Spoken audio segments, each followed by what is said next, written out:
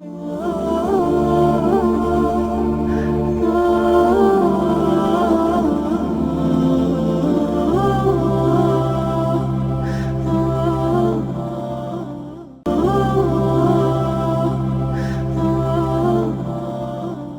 اللہ الرحمن الرحیم الحمد للہ رب العالمین والصلاة والسلام علی رسولہ محمد خاتم النبیین وامام المتقین وقائد الغر المحجلین وعلى آلہ واصحابہ اجمعین اما بعد فاعوذ باللہ من الشیطان الرجیم بسم اللہ الرحمن الرحیم اقرأ بسم ربک الذی خلق خلق الانسان من علق اقرأ وربک الاکرم الذی علم بالقلم علم الانسان ما لم يعلم صدق اللہ العظیم۔ پچھلے درس میں ہم نے حضور علیہ الصلاۃ والسلام کی غار حرا سے متعلق زندگی کا تذکرہ کیا تھا کہ حضور علیہ الصلاۃ والسلام نبوت ملنے سے قبل حضرت عائشہ فرماتی ہیں حبب الیہ الخلاء کہ آپ کو خلوت اور الگ رہنا یہ آپ کو پسند تھا، آپ یہ چاہتے تھے کہ میں سب سے الگ رہوں، تنہائی میں رہوں، اور اس طریقے سے حضور علیہ الصلاۃ والسلام غار حرا میں جاتے تھے تاکہ لوگوں سے ہٹ کٹ کر اللہ کی عبادت کر سکیں، اور در حقیقت یہ اللہ تعالیٰ کی طرف سے حضور علیہ الصلاۃ والسلام کو روحانی طور پر تیار کیا جا رہا تھا کہ ظاہر ہے اللہ تعالیٰ کی جو وحی ہے یہ کوئی عام چیز نہیں ہے، کوئی ایسی چیز نہیں ہے کہ ہر انسان اس کو بڑی آسانی سے برداشت کر سکے۔ میں نے پچھلے درس میں اس کی مثال دی تھی کہ انسان کے جو قوا ہیں، انسان کے جو اعضاء ہیں وہ بہت کمزور ہیں۔ مثال کے طور پر کوئی بہت زیادہ تیز لائٹ اگر آنکھوں میں پڑتی ہے تو انسان کی آنکھیں چندیا جاتی ہیں، انسان آنکھوں سے نہیں دیکھ سکتا اس کو، حالانکہ آنکھوں کا کام ہے دیکھنا، لیکن وہ اتنی زیادہ تیز اور روشن ہوتی ہے کہ اس کی آنکھیں اس کو برداشت نہیں کر پاتی۔ اسی طرح اگر بہت زیادہ کوئی تیز آواز کان میں پڑ جائے تو انسان کے کان سن ہو جاتے ہیں۔ تو یہ تو وہ چیزیں جس کا ہم دنیا میں مشاہدہ کرتے ہیں کہ کوئی ایسی چیز ہم دیکھ نہیں پاتے جو ہماری آنکھوں کی لمٹ سے زیادہ ہو، کوئی ایسی چیز سن نہیں سکتے جو ہماری کانوں کی لمٹ سے زیادہ ہو۔ تو وہی کا جو بوجھ ہے یا اللہ تعالیٰ کا جو کلام ہے اس کا اثر اور اس کا پریشر اور اس میں کتنی زیادہ یعنی بلندی اور رفعت ہے، اس کا تو ہم ایک عام انسان کوئی اندازہ نہیں لگا سکتا۔ تو ظاہر ہے کسی پر اگر وحی نازل ہوتی ہے تو اس کے لیے اس کو برداشت کرنا بہت مشکل ہے۔ یہی وجہ ہے کہ اللہ تعالیٰ نے ہر انسان پر وحی نازل نہیں کی، بلکہ اپنے مخصوص بندوں پر وحی نازل کی ہے کہ میں ان مخصوص بندوں پر وحی نازل کروں گا، یہ بندے آپ کو آ کر سمجھائیں گے کہ یہ کرنا ہے، یہ کرنا ہے، اس لیے کہ تمہارے بس کی بات نہیں۔ حضرت موسیٰ علیہ السلام نے جب اللہ سے مطالبہ کیا کہ یا اللہ میں آپ کو دیکھنا چاہتا ہوں، اللہ تعالیٰ نے فرمایا لن ترانی ولکن انظر الی الجبل فإن استقر مکانہ فسوف ترانی، کہ تم مجھے نہیں دیکھ سکتے، تمہاری آنکھوں میں یہ صلاحیت ہی نہیں کہ مجھے دیکھ سکے۔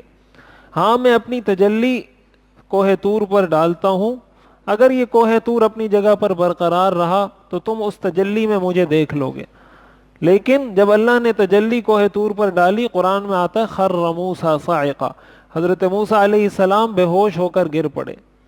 حالانکہ حضرت موسیٰ علیہ السلام وہ پیغمبر ہیں جن کو کلیم اللہ کہا جاتا ہے، وہ پیغمبر جن سے اللہ براہ راست بات کرتے تھے۔ تو عرض کرنے کا مقصد یہ ہے کہ وحی کو برداشت کرنا، وحی کے نور کو اور اس کے دباؤ کو برداشت کرنا یہ ہر انسان کا کام نہیں۔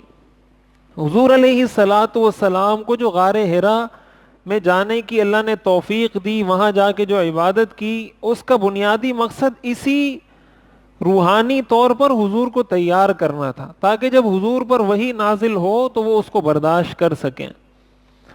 قرآن کریم میں آتا ہے اِنَّا سَنُلْقِي عَلَيْكَ قَوْلًا ثَقِيلًا، کہ ہم آپ پر ایک بھاری کلام نازل کرنے والے ہیں۔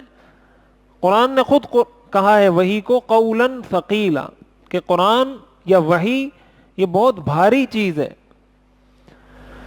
تو حضور علیہ الصلاۃ والسلام غار میں آپ تشریف لے جایا کرتے تھے، وہاں عبادت کیا کرتے تھے۔ تو ایک دن حضور علیہ الصلاۃ والسلام اسی طرح حسب معمول غار حرا میں موجود تھے کہ اتنے میں حضرت جبریل علیہ الصلاۃ والسلام تشریف لائے اور حضور علیہ الصلاۃ والسلام سے کہا اقرأ، کہ پڑھیں۔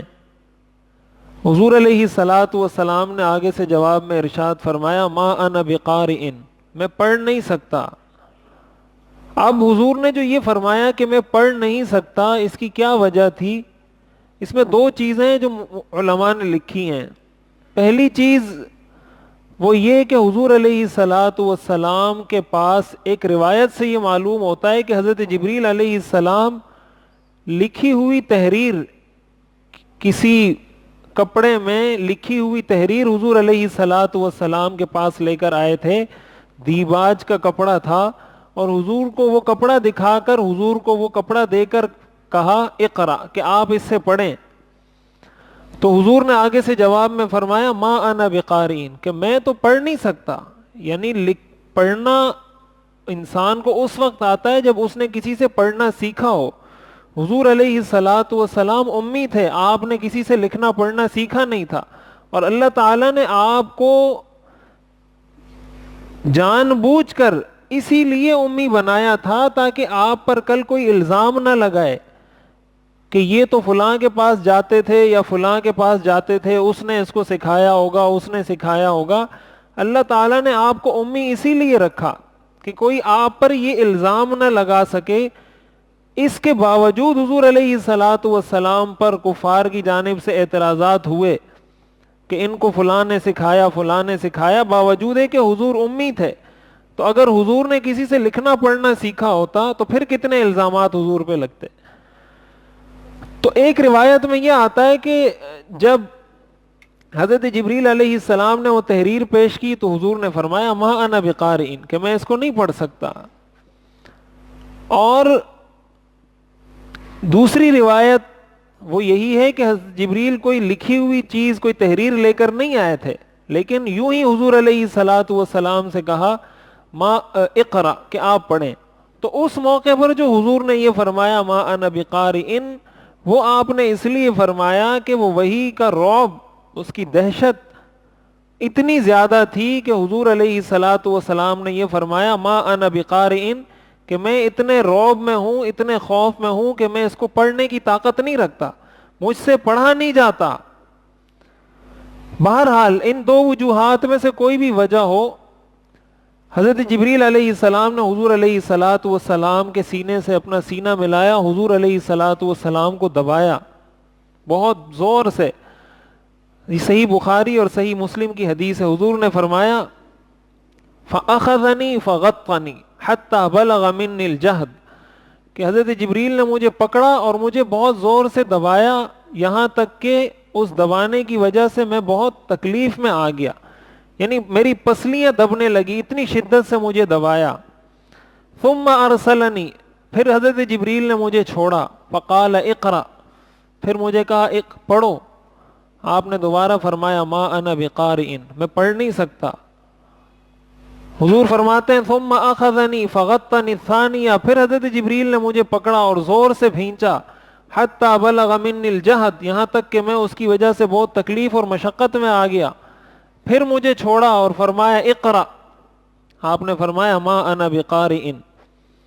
پھر حضور فرماتے ہیں تیسری دفعہ حضرت جبریل نے مجھے سینے سے لگایا اور زور سے مجھے دبایا اور پھر مجھے چھوڑا اور کہا اقرأ بسم ربک الذی خلق، خلق الانسان من علق، اقرأ وربک الاکرم الذی علم بالقلم، علم الانسان ما لم يعلم۔ یہ جب تیسری مرتبہ حضرت جبریل نے دبا کر حضور کو چھوڑا تو اس کے بعد حضور علیہ الصلاۃ والسلام نے یہ آیات پڑھی، اور اس طریقے سے حضور علیہ الصلاۃ والسلام پر وحی کا آغاز ہوا۔ اس طریقے سے حضور علیہ الصلاۃ والسلام کو نبوت ملی، رسالت ملی، اور آپ کو ایک پیغمبر بنا کر اس امت کی طرف مبعوث کیا گیا۔ اب یہاں بہت ساری باتیں سمجھنے کی۔ سب سے پہلی چیز کہ حضور علیہ الصلاۃ والسلام پر یہ پہلی وحی کب نازل ہوئی، اس میں دو مختلف اقوال ہیں، دو قول زیادہ مشہور ہیں۔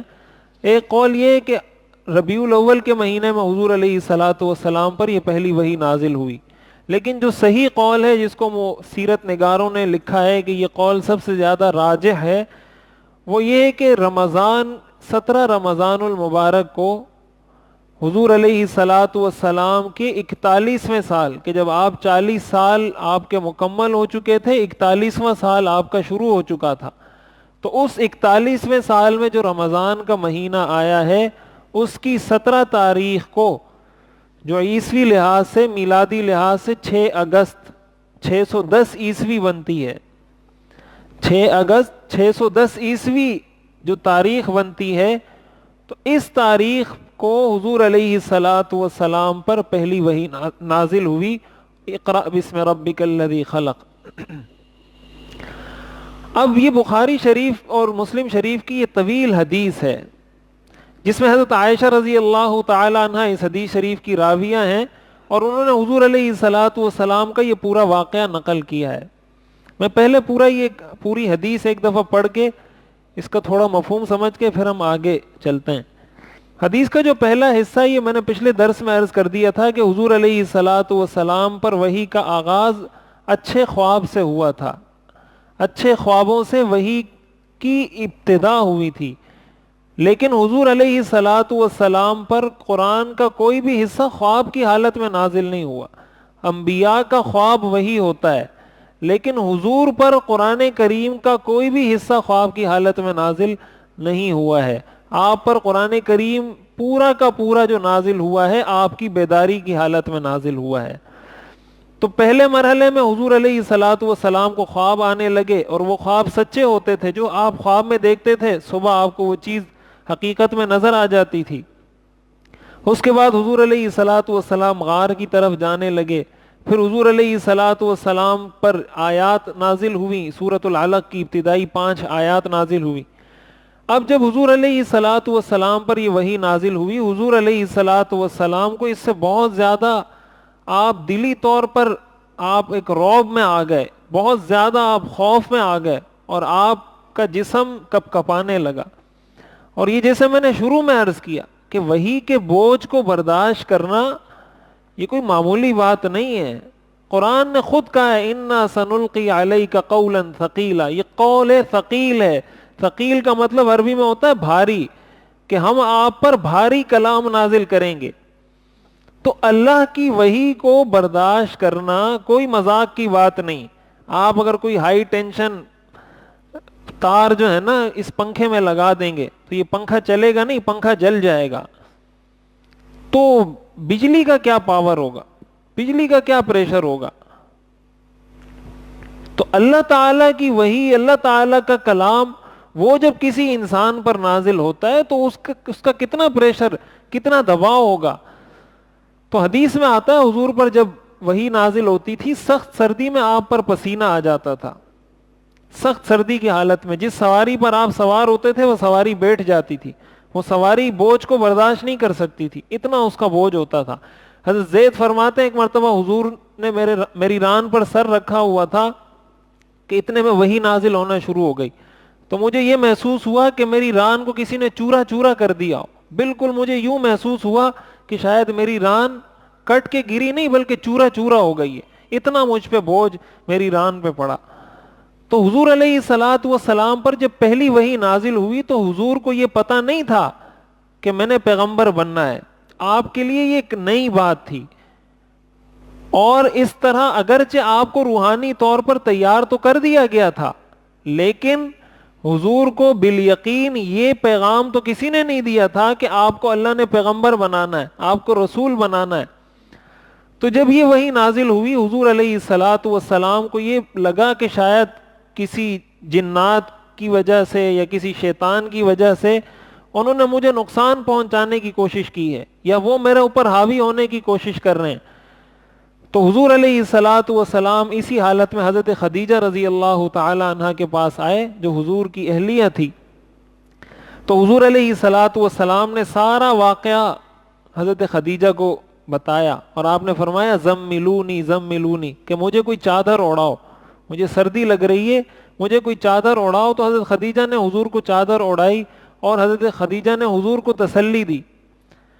اور قرآن کریم میں جو یہ آتا ہے نا یا ایھا المزمل, یہ اللہ تعالیٰ نے اسی کو تعبیر کر کے کہا ہے کہ اے چادر اوڑھنے والے, یا ایھا المدثر, اے کملی اوڑھنے والے, اسی کو اللہ تعالیٰ نے تعبیر کیا ہے. تو جب حضور علیہ الصلاۃ والسلام کو چادر اوڑھائی گئی اور حضور علیہ الصلاۃ والسلام کی طبیعت تھوڑی سکون میں آ گئی, آپ تھوڑا اپنی نارمل پوزیشن میں آ گئے, تو اس کے بعد حضور علیہ الصلاۃ والسلام نے حضرت خدیجہ سے فرمایا مالی, کہ مجھے کیا ہوا ہے, یہ کیا معاملہ ہے. وَأَخْبَرَهَا الْخَبَرَ, جو بھی معاملہ تھا آپ نے سارا بتایا کہ میرے ساتھ ایسے ہوا, میں غار میں موجود تھا, پھر یہ ہوا, پھر سارا قصہ سنا دیا. پھر آپ نے فرمایا لقد خشیت علی نفسی, مجھے اپنی جان کا ڈر ہے, مجھے ایسا لگتا ہے کہ میری جان چلی جائے گی, یعنی جو میری اس وقت حالت ہے شاید مجھے ایسا محسوس ہوتا ہے کہ میں اس حالت کو برداشت نہیں کر سکوں گا اور میری جان چلی جائے گی. تو حضرت خدیجہ نے فرمایا کلا, کہ نہیں ایسا نہیں ہوگا, ابشر, آپ خوش رہیں, فواللہ لا یخزیک اللہ ابدا, اللہ کی قسم اللہ آپ کو کبھی بھی رسوا نہیں کرے گا. واللہ, کیوں, اس لیے کہ اللہ کی قسم انک لتصل الرحم, آپ رشتہ داروں کے ساتھ صلہ رحمی کرتے ہیں. وتصدق الحدیث, آپ ہمیشہ سچی بات کرتے ہیں. وتحمل الکل, اور آپ لوگوں کا بوجھ اٹھاتے ہیں, ایسے آدمی کا جو اپنا بوجھ نہ اٹھا سکے آپ اس کا بوجھ اٹھاتے ہیں. وتکسب المعدوم, اور آپ ان لوگوں کو کما کر کھلاتے ہیں جو خود کما کر نہیں کھا سکتے. آپ لوگوں کے لیے وہ چیزیں کماتے ہیں, وہ چیزیں ان کو دیتے ہیں جو ان کے پاس موجود نہیں ہوتی. وتقری الضیف, آپ مہمانوں کی مہمان نوازی کرتے ہیں.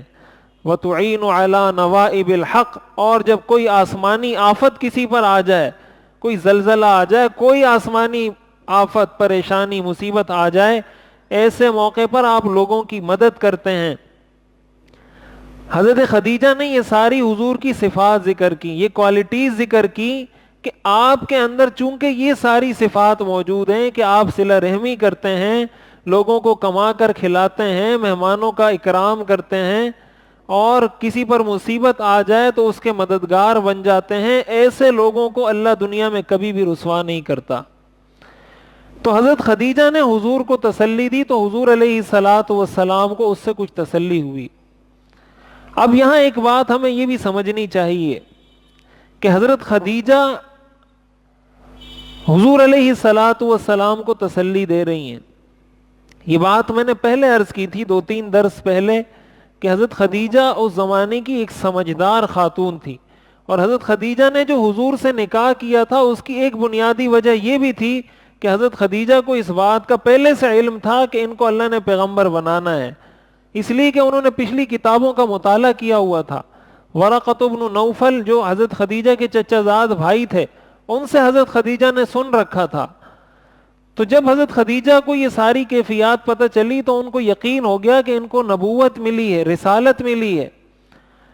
لیکن حضرت خدیجہ نے جو تسلی دی وہ تسلی کن بنیادوں پر دی, کیوں کہا کہ آپ کو اللہ رسوا نہیں کرے گا؟ وہ جو وجوہات بتائی ہیں اس سے معلوم یہ ہوتا ہے کہ جس شخص کے اندر یہ کوالٹیز پائی جاتی ہوں اللہ تعالیٰ اس کو کبھی بھی دنیا میں رسوا نہیں کرتا. اور وہ کوالٹیز یہی ہیں: صلہ رحمی, اپنے رشتہ داروں کے ساتھ تعلقات کو اچھا رکھنا, ان کے ساتھ حسن سلوک کرنا. ظاہر ہے یہ ساری چیزیں, ان میں سے ہر کام اپنی جگہ بہت مشکل ہے. یہ جتنے کام انہوں نے گنوائے ہیں کوئی بھی کام آسان نہیں ہے. صلہ رحمی خود ایک مشکل کام ہے کہ آپ اپنی بہنوں کو بھی ان کا وراثت میں حق دیں, بھائیوں کو بھی حق دیں, یتیموں کو بھی حق دیں, بہنوں کا بھی خیال کریں، اپنی خالہ کا بھی خیال کریں، پھوپھی کا بھی کریں، چچا کا بھی کریں، رشتہ داروں کا بھی کریں، سب کا آپ خیال کریں. پھر بالخصوص اگر وہ آپ کے ساتھ برا کریں، آپ کے ساتھ دشمنی رکھیں، آپ کو ستائیں، پھر اس کے باوجود آپ ان کے ساتھ اچھا کریں. ظاہر ہے یہ کوئی ایک دن کا کام نہیں ہے، 2 دن کا کام نہیں ہے، 3 دن کا کام نہیں، ساری زندگی کا کام ہے. مشکل ترین کام ہے دنیا کا صلہ رحمی کرنا. اسی لیے اس کا اجر بھی زیادہ ہے. جو کام جتنا مشکل ہوتا ہے اتنا ہی اس کا اجر بھی زیادہ ہوتا ہے. اسی طرح تصدق الحدیث، آپ ہمیشہ سچ بولتے ہیں، تو سچ ہمیشہ اپنے ہر معاملے میں سچ بولنا یہ بھی کوئی آسان کام نہیں ہے. بہت سارے مواقع پر انسان کو یہ محسوس ہوتا ہے کہ میں جھوٹ بولوں گا میری جان چھوٹ جائے گی، اور سچ بولوں گا تو پھنس جاؤں گا. لیکن حدیث میں آتا ہے الصدق ینجی والکذب یہلک، کہ صدق، سچائی انسان کو بچاتی ہے، جھوٹ انسان کو ہلاک کرتا ہے. انسان جب کاروبار میں آتا ہے، لین دین میں آتا ہے، کسی سے قرض لیا ہوا ہے، کسی کو دینے ہیں، کسی سے لینے ہیں، اب ایسے موقع پر آپ کوئی چیز بیچ رہے ہیں، کوئی چیز خرید رہے ہیں، اب بیچنے والا اپنی چیز کی وہ چیزیں، کوالٹیز بیان کرے گا جو اس میں نہیں ہے، جھوٹی قسم کھائے گا. پھر جس نے پیسے دینے وہ ٹال مٹول کرنے کے لیے جھوٹ بولے گا کہ میں نے اس سے پیسے لینے تھے، اس نے دیے نہیں، کل دے دوں گا، مہینے بعد دے دوں گا. اور دل ہی دل میں اس کو پتا ہوگا کہ یہ سب کچھ جو میں بول رہا ہوں یہ سارا فرضی ہے، اس میں کوئی حقیقت نہیں ہے. تو ہمیشہ اپنے آپ کو سچائی کا عادی بنا کر رکھنا ایک مشکل کام ہے. اسی طرح انہوں نے فرمایا تحمل الکل، کل عربی میں اس شخص کو کہتے ہیں جو معاشرے پر بوجھ ہو، جو کوئی بھی کام نہ کر سکتا، اس کو کلن کہتے ہیں عربی میں. قرآن کریم میں اس کا تذکرہ ہے وَهُوَ كَلٌّ عَلَى مَوْلَاهُ. تو ایسے لوگوں کا آپ بوجھ اٹھاتے ہیں. یا کوئی شخص ایسا ہے کہ جو رستے میں جا رہا ہے، اس نے کوئی بھاری چیز اٹھائی ہوئی ہے، آپ کو پتا ہے کہ بھائی یہ نہیں اٹھا سکتا، تو آپ جا کر اس کے ساتھ اس کا بوجھ اٹھا لیتے ہیں. یہ حضور علیہ الصلوۃ والسلام کی صفت تھی. اب ہمارے معاشرے میں یہ چیز ناپید ہو گئی ہے کہ ہم کسی کا بوجھ نہیں اٹھاتے. اب بوجھ اٹھانے کی مختلف صورتیں ہو سکتی ہیں. بوجھ اٹھانے کی ایک صورت یہ بھی ہو سکتی ہے کہ آپ ایک گھر میں رہتے ہیں، آپ کے اپنے والدین کے ساتھ رہتے ہیں، آپ کے والدین گھر کا پورا خرچہ چلاتے ہیں. اس کا مطلب یہ ہوا کہ گھر کا سارا بوجھ آپ کے والدین پر ہے. تو بحیثیت ایک اولاد کے، ایک بیٹے کی حیثیت سے سیرت کا آپ سے تقاضا یہ ہے کہ آپ اپنے والد کا بوجھ اٹھائیں، والد سے بوجھ ہلکا کریں. کہ گھر کا خرچہ وہ چلا رہے ہیں تو اگر 70% یا 80% وہ لگا رہے ہیں تو آپ ان سے یہ کہیں کہ بھائی 20% میں اس میں آپ کے ساتھ کنٹریبیوٹ کروں گا، 10% میں آپ کو دوں گا، میں آپ کا بوجھ اٹھاؤں گا. اپنے بھائی کا بوجھ اٹھائیں. آپ کو پتا ہے میرا بھائی قرض دار ہے. آج کل تو ایسے واقعات، ایسی چیزیں سننے کو ملتی ہیں کہ انسان اپنے دوستوں کو نواز رہا ہوتا ہے، اپنے دوستوں پر پیسوں کی برسات کر رہا ہوتا ہے، بھائی اس کے ساتھ کبھی معاملہ آ جائے تو کوشش کرتا ہے کہ زیادہ سے زیادہ اپنے بھائی کو نقصان پہنچاؤں. ایسے عجیب و غریب واقعات کہ ایک طرف اس کا معاملہ اپنے دوست کے ساتھ ہے، دوسری طرف اس کا معاملہ بھائی کے ساتھ ہے. دوستوں کو تو نواز رہا ہے، جہاں بھائی کا معاملہ آیا اس سے کوشش کر رہا ہے کہ کسی طرح اس سے میں جو اس کے پاس ہے وہ بھی اس سے لے لوں. اور بظاہر آپ دیکھیں گے تو بہت دیندار، بہت نمازی، آپ کہیں گے کہ بزرگ آدمی ہے، نیک آدمی ہے، لیکن حقیقت میں اپنے بھائی کے ساتھ اس کا یہ رویہ ہے. تو یہ صلہ رحمی کہاں گئی؟ پھر صلہ رحمی تو نہیں ہوئی. آپ نے اپنے بھائی کا بوجھ کہاں سے اٹھایا؟ یہ اللہ کا نظام ہے. اللہ کسی کو مالدار بناتا ہے، کسی کو غریب بناتا ہے. اب ایسا ہوتا ہے کہ ایک بھائی ایک ہی گھر میں مالدار ہے، اسی گھر میں دوسرا بھائی رہتا ہے وہ غریب ہے. اب یہ اپنے بچوں کو فروٹ بھی کھلا رہا ہے، قورمے بھی کھلا رہا ہے، بریانیاں بھی کھلا رہا ہے، پتہ نہیں کیا کیا سوٹ ان کو لے کے دے رہا ہے. یہ احساس اس کو نہیں ہوتا کہ یہ میرا بھائی میرے ساتھ اسی گھر میں رہتا ہے اور وہ روز اپنے بچوں کو دال کھلاتا ہے، اس کے پاس گوشت کے پیسے نہیں ہیں، اور یہ خوش ہو رہا ہوتا ہے. یہ خوش ہو رہا ہوتا ہے کہ میں اپنے بچوں کو کھلا رہا ہوں، وہ تو کھلا بھی نہیں سکتا. ہم پتہ نہیں کیسے مسلمان ہم رہ گئے ہیں، کہاں کی مسلمانیت ہے. اور کیسے ہم اپنے آپ کو سمجھتے ہیں کہ ہم کوئی بہت نماز پڑھ کے بس فارغ الذمہ ہو گئے اور نماز پڑھ کے اللہ ہمیں بخش دے گا. یہ ہماری خام خیالی ہے, ہماری غلط فہمی ہے. یہ حضرت خدیجہ نے حضور کو یہ نہیں فرمایا تھا کہ آپ پوری پوری رات عبادت کرتے ہیں اس لیے اللہ آپ کو رسوا نہیں کرے گا. حضرت خدیجہ نے حضور سے یہ نہیں کہا تھا آپ سارا سارا دن روزہ رکھتے ہیں اس لیے اللہ آپ کو رسوا نہیں کرے گا. حضرت خدیجہ نے یہ نہیں فرمایا تھا کہ آپ ایک ایک مہینہ غار میں رہتے ہیں اس لیے اللہ آپ کی مدد کرے گا. حضرت خدیجہ نے یہ نہیں فرمایا. یہ کہہ سکتی تھی, حضور عبادت بھی کرتے تھے, حضور اس وقت روزے بھی رکھتے تھے, سجدے بھی کرتے تھے, ایک ایک مہینہ غار میں بھی رہتے تھے.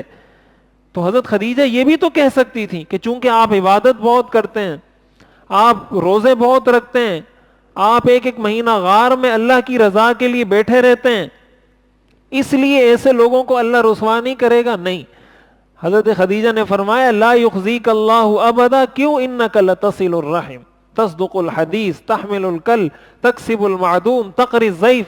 ان وجوہات کی بنیاد پر اللہ آپ کو کبھی رسوا نہیں کرے گا دنیا میں.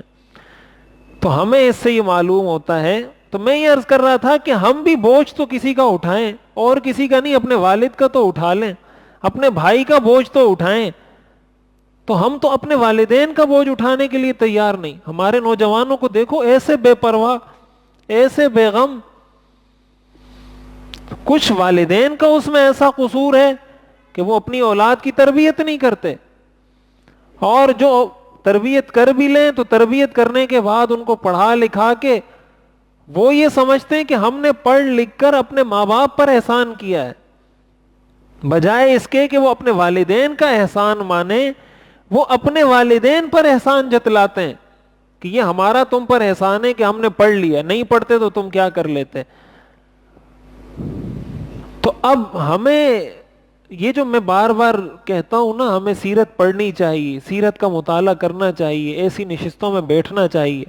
زبان سے بولنا بہت آسان ہے, عاشق رسول, عاشق رسول زبان سے بننا بہت آسان ہے, کر کے دکھانا بہت مشکل ہے. تھوڑا مشکل نہیں ہے, بہت مشکل ہے.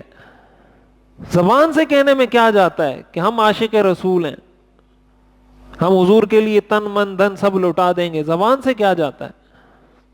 جب ایک انسان اپنی ایک عادت نہیں لٹا سکتا, اپنی ایک عادت تبدیل نہیں کر سکتا, اور ظاہر عادت کب تبدیل کرے گا؟ جب اس کو پتا تو ہو, جب اس کو تو پتا ہو کہ میرے پیغمبر نے, میرے رسول نے ہمیں کیا درس دیا ہے.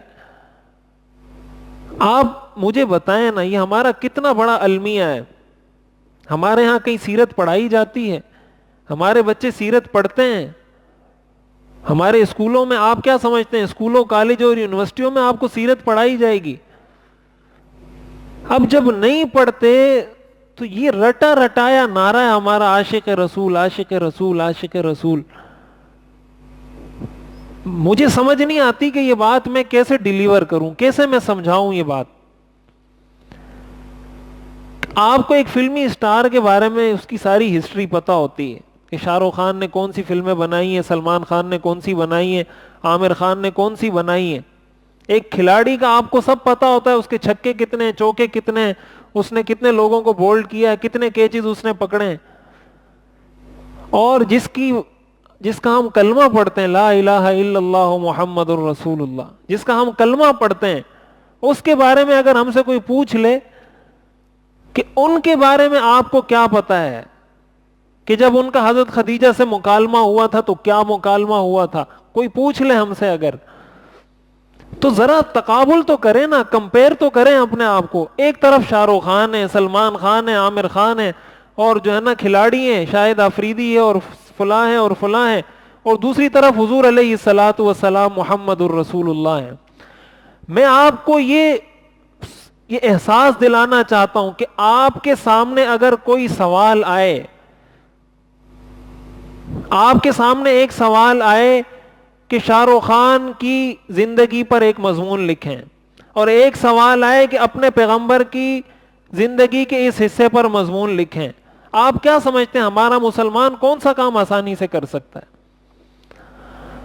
تو یہ کیا قابل غور بات نہیں ہے؟ ہم کس منہ سے حضور کے سامنے جائیں گے, کیا منہ لے کر جائیں گے حضور کے سامنے؟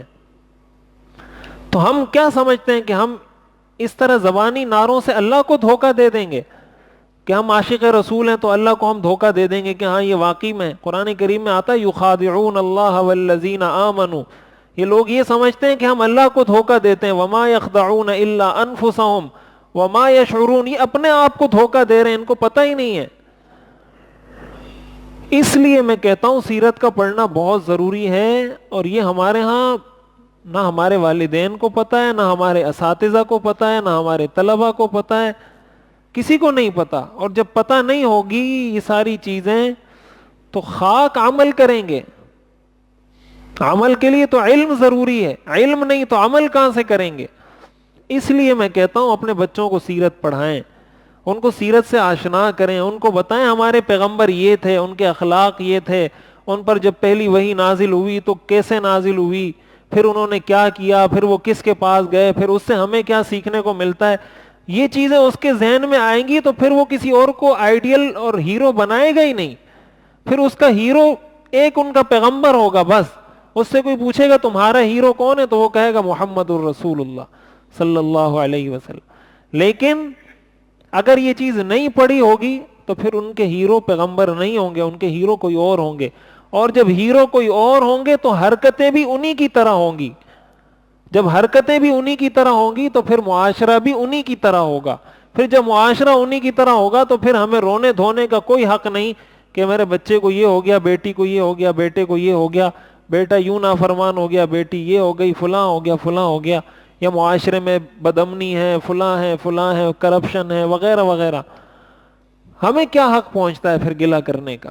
بہرحال تو میں یہ عرض کر رہا تھا کہ حضور علیہ الصلوۃ والسلام کی یہ کوالٹیز جو ذکر کی, اس کا مقصد یہ تھا حضرت خدیجہ کا کہ یہ وہ چیزیں جس کی وجہ سے اللہ انسان کی دنیا میں عزت بڑھاتا ہے.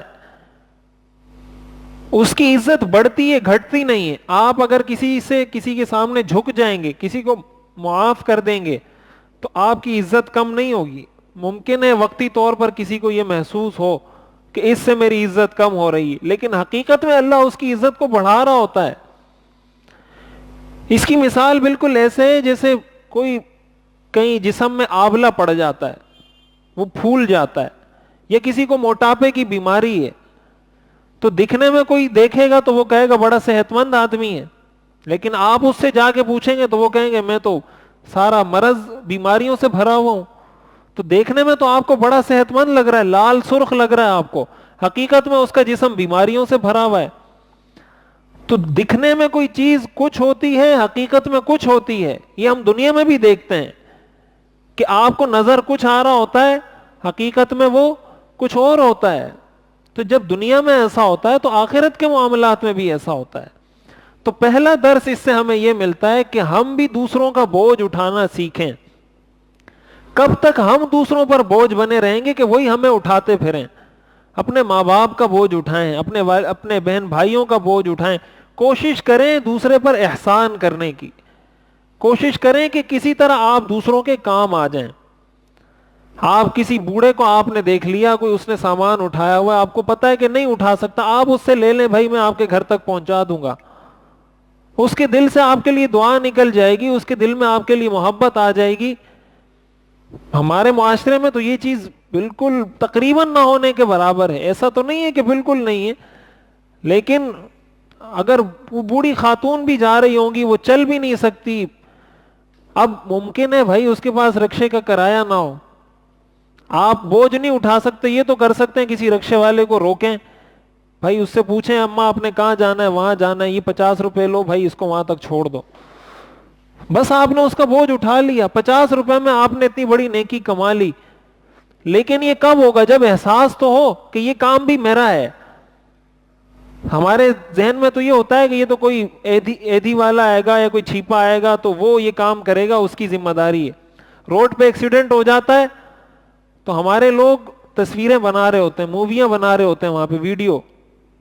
اس دن ہمارے طلبہ بتا رہے تھے, یہ کوئی 20-25 دن پہلے کی بات بتا رہا ہوں, وہ وہاں مسجد میں جا رہے تھے تو مسجد والا جو جس طرح یہ لوگ لگاتے رہتے ہیں ریس لگا رہا تھا, مسجد کلٹی ہو گیا, 2 خواتین کی جان چلی گئی اس کے اندر, اور مسجد کلٹی پڑا ہوا ہے.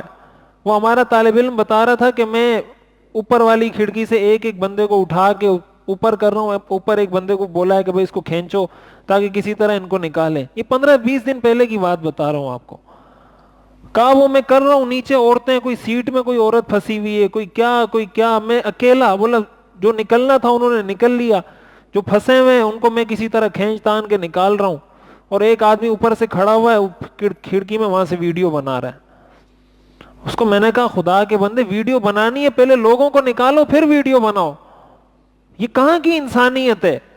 ادھر لوگ مر رہے ہیں, تڑپ رہے ہیں, ان کی جان نکل رہی ہے, اور اس کو شوق ہے کہ میں ویڈیو بناؤں, ویڈیو بنا کے فیس بک پہ ڈالوں تاکہ زیادہ سے زیادہ شیئر ہو, تو لوگ کہیں گے اتنے شیئر ہوئی ہے یہ ویڈیو. یہ ہماری انسانیت رہ گئی ہے. ویڈیو کبھی بنانا مفید بھی ہوتا ہے, لیکن اتنا تو کامن سینس انسان کو بتاتی ہے کہ اس موقع پہ مجھے ویڈیو بنانی چاہیے یا اس کی مدد کرنی چاہیے. جب مدد کا وقت ہے آپ جا کے اس کی مدد کریں, مدد کر کے فارغ ہو جائیں, پھر آپ نے کوئی منظر کسی کو دکھانا ہے تو آپ ویڈیو بنا لیں, یا کوئی کسی پہ ظلم کر رہا ہے تو اس کی ویڈیو بنا لیں, وہ تو سمجھ میں آتی ہے. ایک آدمی مر رہا ہے, سیٹ میں پھنسا ہوا ہے, اور آپ اس کی ویڈیو بنا رہے ہیں. تو سیرت تو ہمیں یہ سکھاتی ہے کہ آپ اس کی مدد کریں, کسی طرح اس کو سیٹ سے نکالیں, کسی طرح کوشش کریں اس کی جان بچ جائے. تو ہمارے ہاں یہ چیزیں تو روڈ پہ آپ کو روز ہی دیکھنے کو ملیں گی. تو بہت سارے نوجوان ایسے بھی ہوتے ہیں جو رک جاتے ہیں, اٹھا لیتے ہیں, اور پھر ہمارا کچھ نظام اس طرح کا ہے کہ آپ نے کسی کو زخمی کو اسپتال پہنچایا تو وہ آپ ہی کو لینے کے دینے پڑ جائیں گے. نظام ہمارا ایسا بیکار نظام ہے کہ وہ آپ ہی کو پوچھیں گے بھائی آپ تھانے میں آ جاؤ, یہ کہاں تھا, کیا مسئلہ تھا. وہ کہتا ہے یار کون اس ٹینشن کو پالے گا, اس سے اچھا ہاتھ ہی نہیں لگاؤ. تو بھائی آپ اگر اتنا نہیں کر سکتے, ہسپتال نہیں لے جا سکتے, کم از کم آپ وہاں رک جائیں, اس کو اٹھا کے سائڈ پہ کر لیں, کسی ایمبولینس والے کو فون کر لیں, کسی ٹیکسی والے کو بول دیں بھائی اس کو گاڑی میں ڈال کے فلاں ہسپتال لے جائیں, اس کو پیسے دے دیں. اتنا تو ہر آدمی کر سکتا ہے نا. اگر آپ کو یہ خطرہ ہے کہ میں جاؤں گا تو میرے کو وہ پریشان کریں گے, تنگ کریں گے, اول تو اس چیز کا بھی حل یہ کہ آپ اس کو فیس کریں. آپ اگر فیس نہیں کریں گے تو نظام تو الٹا چلتا رہے گا. آپ جب جائیں گے فیس کریں گے, آپ ان کو بتائیں گے یہ غلط کام ہو رہا ہے تو غلط کام بھی ٹھیک ہو جائے گا. ہر آدمی اگر بچنے کی کوشش کرے گا تو ٹھیک کون کرے گا اس نظام کو. تو یہ حضور علیہ الصلوۃ والسلام کی وہ صفت اور وہ خوبی تھی جس کی وجہ سے حضرت خدیجہ کو اس بات کا یقین تھا کہ ایسے لوگوں کی اللہ دنیا میں عزت بڑھاتا ہے. ہم بھی اپنی زندگی میں خود بھی کوشش کریں کہ کسی کے کام آئیں, اور اپنے بچوں کو بھی اس چیز کی تربیت دیں کہ جہاں آپ دیکھیں کسی کی مدد کر سکتے ہیں, کسی کے ساتھ کوئی تعاون کر سکتے ہیں, اس کے ساتھ تعاون کریں, تاکہ اللہ تعالی ہمیں بھی عزت دیں, ہماری دنیا کی پریشانیاں بھی ختم ہوں. بہرحال حضرت خدیجہ نے حضور علیہ الصلوۃ والسلام کو یہ تسلی دی. پھر حضرت خدیجہ حضور علیہ الصلوۃ والسلام کو لے کر اپنے چچا بھائی ورقہ بن نوفل, جو حضرت خدیجہ کے چچا بھائی تھے اور عیسائی تھے, نصرانی تھے, اور نصرانی عالم تھے, اور ظاہر ہے اس وقت جو حق دین تھا وہ حضرت عیسیٰ علیہ السلام کا تھا. تو یہ ان لوگوں میں سے تھے ورقہ بن نوفل جو صحیح معنوں میں حضرت عیسیٰ کے پیروکار تھے, صحیح معنوں میں ان کے دین پر عمل کرنے والے تھے, اور حضرت خدیجہ کے چچا زاد بھی تھے.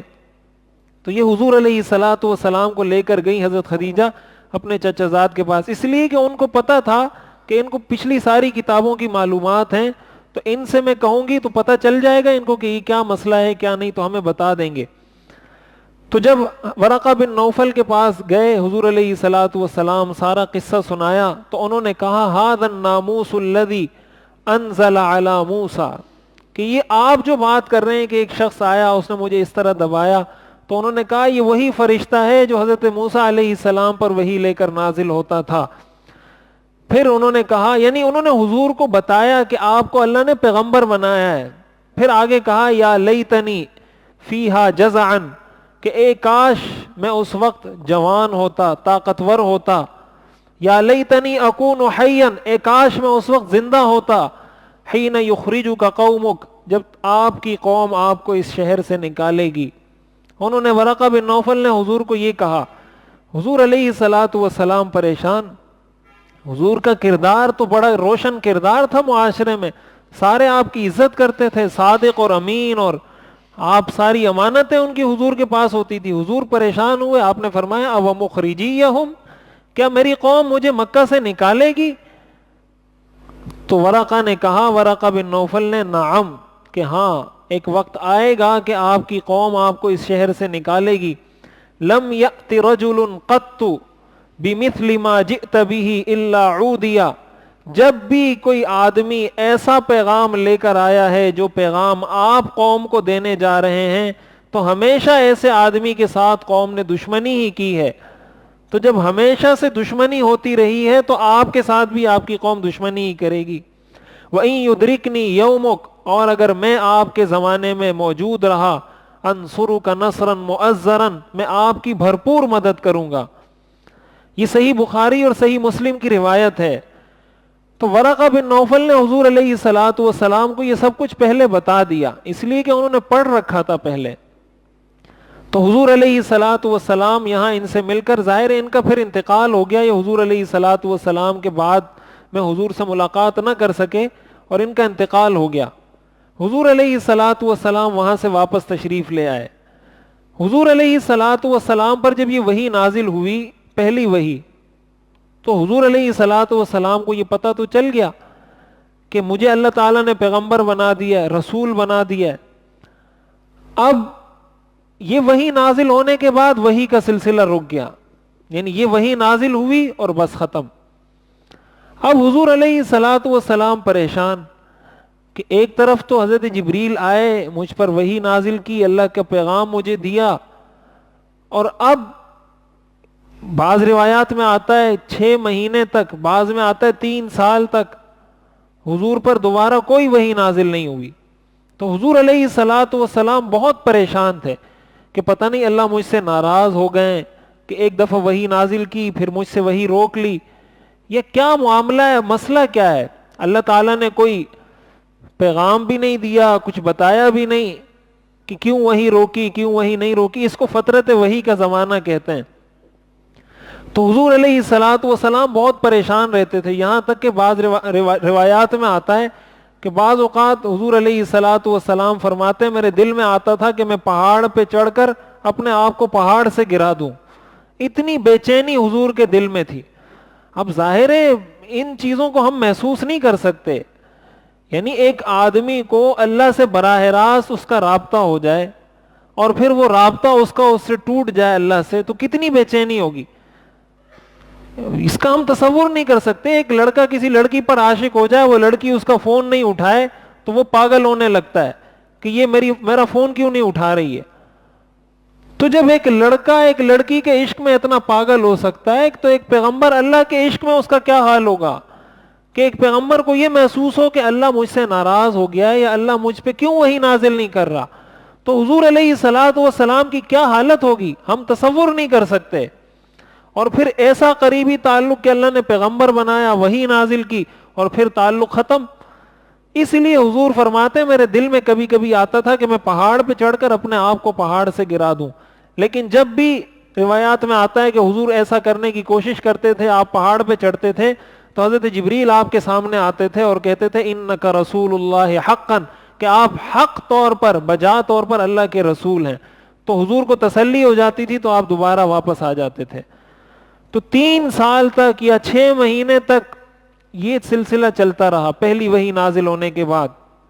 پھر حضور فرماتے ہیں کہ ایک دن میں نے دیکھا کہ حضرت جبریل علیہ السلام آسمان اور زمین کے درمیان کرسی لگا کر اس کرسی پر بیٹھے ہوئے ہیں اور حضور علیہ الصلوۃ والسلام سے بات چیت کر رہے ہیں. تو حضور کو پتہ چل گیا کہ حضرت جبریل دوبارہ وحی لے کر آئے ہیں.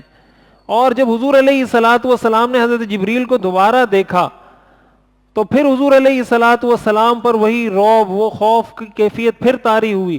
پھر حضور علیہ الصلوۃ والسلام حضرت خدیجہ کے پاس گئے اور فرمایا دثرونی دثرونی، کہ مجھے کوئی کمبل اڑاؤ، مجھے کوئی چادر اڑاؤ. اور اس موقع پر قرآن کریم کی یہ آیات نازل ہوئی تھی، یا ایھا المدثر قم فانذر وربک فکبر وثیابک فطہر والرجز فہجر ولا تمنن تستکثر. یہ آیات اس موقع پر اللہ تعالیٰ نے نازل کی اور حضور علیہ الصلوۃ والسلام کو حکم دیا کہ وہ اللہ کے حضور نماز پڑھیں اور باقی جو بھی احکام ہیں. تو یہ ایک کو کہا جاتا ہے وحی کی کا آغاز، وحی کی ابتدا. دوسرے کو کہا جاتا ہے فطرت وحی. فطرت عربی میں کہتے ہیں انقطاع کو، کوئی سلسلہ رک جائے اس کو فترہ کہتے ہیں. فطرت وحی کہ حضور پر وحی رک گئی، پھر بڑے عرصے بعد دوبارہ وحی کا آغاز ہوا یا ایھا المدثر سے. اس طریقے سے پھر حضور علیہ الصلوۃ والسلام، قرآن کریم میں آتا ہے نا والضحیٰ واللیل اذا سجا ما ودعک ربک وما قلی، کہ تیرے رب نے نہ تجھے چھوڑا ہے نہ تیرا رب تجھ سے بیزار ہوا ہے. یہ اللہ تعالیٰ نے اسی لیے حضور کو تسلی دینے کے لیے فرمایا کہ میں نے تجھے چھوڑا نہیں ہے.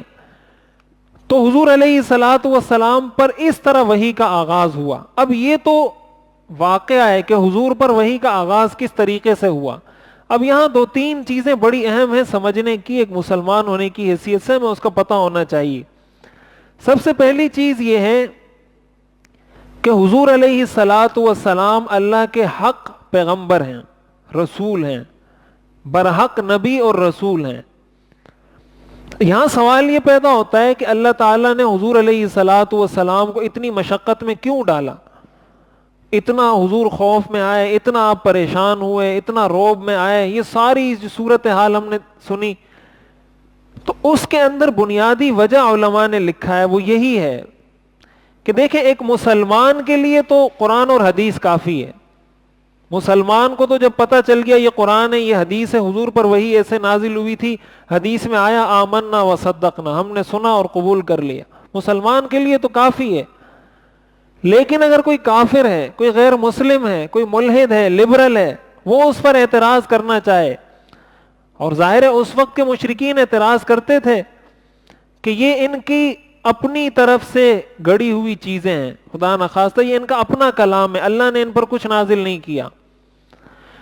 تو اب اس کا اللہ تعالیٰ نے گویا اس طرز عمل سے جواب دینا تھا کہ انسان، وہ یہ کہتے تھے کہ انسان سوچتا رہتا ہے، اور یہ بات میں اس لیے سمجھا رہا ہوں کہ وہی یہ انسانی زندگی کا ایک ٹرننگ پوائنٹ ہے، یہیں سے اسلام کا آغاز ہوتا ہے. تو جو کافر ہیں یا جو اسلام کے خلاف اعتراض اور سازشیں کرتے ہیں، ان کا سب سے پہلا وار وہی پر ہوتا ہے. جب وہی پر وہ حملہ کرنے میں کامیاب ہو گئے تو بات ہی ختم. پھر مسلمان کہاں کا مسلمان رہا جب وہی پر ہی شک ہو گیا. تو وہ سب سے پہلا اعتراض وہی پر کرتے ہیں، اور ان کا اعتراض یہ ہوتا ہے کہ حضور علیہ الصلوۃ والسلام چونکہ بہت زیادہ سوچتے رہتے تھے، غور و فکر کرتے رہتے تھے، تو آپ کو بس دل ہی دل میں یہ تصور پیدا ہوا کہ میں پیغمبر بن گیا ہوں، میں رسول بن گیا ہوں معاذ اللہ، اور دل ہی دل میں آپ نے یہ سارا کلام قرآن کریم سارا بنا لیا. اب اس کا بہترین جواب اللہ تعالیٰ نے اس واقعے میں ہی دے دیا، اور وہ جواب اس کا یہ ہے کہ انسان جب خود سوچتا رہتا ہے، خود غور و فکر کرتا رہتا ہے، تو وہ اتنا روب میں بھی نہیں آتا، وہ اتنا پریشان بھی نہیں ہوتا، وہ اتنا ٹینشن میں بھی نہیں آتا، اس کے جسم پر اتنی کپ کپی بھی نہیں آتی. وہ تو انسان ایک سوچ اس کی ہوتی ہے، اس کے نتیجے میں کوئی بھی چیز وہ ایجاد کرتا ہے، اس پر وہ خوش ہوتا ہے کہ بھائی میں اتنے دن سوچتا رہا، اس کے بعد میں نے یہ چیز ایجاد کر لی، وہ اس پر خوشی کا اظہار کرتا ہے. اس طریقے سے حضور علیہ الصلوۃ والسلام پر کپ کپی کا طاری ہونا، خوف کا طاری ہونا، پریشانی کا طاری ہونا، پھر حضرت جبریل کا حضور کو اس طریقے سے بار بار دبا کر چھوڑنا، اور حضور کا بار بار انکار کرنا، ما انا بقارئن ما انا بقارئن، یہ سب کچھ اللہ نے اس لیے کروایا کہ کل کوئی شخص یہ نہ کہے کہ یہ قرآن انہوں نے اپنی طرف سے بنا لیا ہے. اگر اپنی طرف سے بنایا ہوتا تو یہ اتنا سارا پروسیس کس چیز کا ہے؟ پہلی بات تو یہ ہے. دوسری بات اور دوسرا اس کا جواب یہ ہے کہ حضور علیہ الصلوۃ والسلام پر جب وحی نازل ہوتی تھی، حضور علیہ الصلوۃ والسلام کو حضرت جبریل علیہ السلام نے سینے سے لگایا. تو جیسے میں نے عرض کیا کہ یہ اللہ تعالیٰ نے یہ سارا اسی وجہ سے کروایا. پھر حضرت جبریل حضور علیہ الصلوۃ والسلام کے پاس آئے، اور اس طریقے سے حضور علیہ الصلوۃ والسلام کو قرآن کریم کی یہ پہلی آیات حضور پر نازل فرمائی. اس سے یہ بھی معلوم ہوتا ہے کہ حضور علیہ الصلوۃ والسلام کو یہ پتہ ہی نہیں تھا کہ میں نے نبی بننا ہے، میں نے پیغمبر بننا ہے. اگر حضور کو یہ پہلے سے پتا ہوتا کہ میں نے نبی بننا ہے یا میں نے پیغمبر بننا ہے، تو پھر بھی حضور علیہ الصلوۃ والسلام کی یہ کیفیت نہ ہوتی. حضور کی یہ کیفیت ہونا اس بات کی دلیل ہے کہ نہ تو آپ کا پہلے سے کوئی ارادہ تھا، نہ آپ کو پہلے سے پتا تھا، اسی وجہ سے حضور علیہ الصلاۃ والسلام کی یہ کیفیت ہوئی۔ تیسری بات یہ ہے کہ قرآن کریم کے اندر بہت ساری چیزیں ایسی موجود ہیں جن کو حضور علیہ الصلاۃ والسلام ظاہر نہیں کرنا چاہتے تھے، اللہ تعالیٰ نے ان کو ظاہر کیا ہے۔ حضرت زینب بنت جحش رضی اللہ تعالی عنہ سے جو حضور کا نکاح ہوا، جو حضرت زید کی اہلیہ تھی پہلے، پھر حضرت زید نے طلاق دی، اور حضرت زید حضور کے منہ بولے بیٹے تھے۔ حضور کو یہ خطرہ تھا کہ لوگ یہ کہیں گے کہ اس نے اپنے بیٹے کی بیوی سے شادی کر لی، اپنی بہو سے شادی کر لی۔ اب ظاہر ہے حضرت زید حضور کے سگے بیٹے تو تھے نہیں، اور اس بہو یعنی اپنے سگے بیٹے کی بیوی سے شادی نہیں ہو سکتی، ہمیشہ کے لیے حرام ہو جاتی ہے۔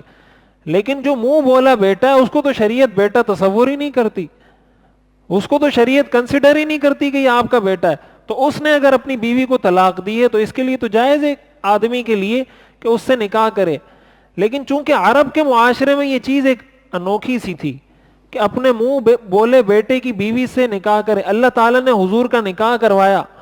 حضرت زینب بنت جحش اپنی باقی جو ازواج مطہرات تھی حضور کی، ان سے کہا کرتی تھی کہ تم سے حضور نے نکاح کیا ہے، میرا نکاح اللہ نے آسمانوں سے کروایا ہے۔ قرآن کریم کی آیات نازل ہوئی ہیں اور اللہ نے اس کو ذکر کیا ہے کہ آپ وہ چیزیں چھپاتے ہیں جن کو اللہ ظاہر کرنا چاہتا ہے، یعنی آپ کے دل میں یہ ہے کہ یہ بات خفیہ رہے، کسی کو پتہ نہ چلے، اور اللہ تعالیٰ چاہتے ہیں کہ اس کو ظاہر کریں۔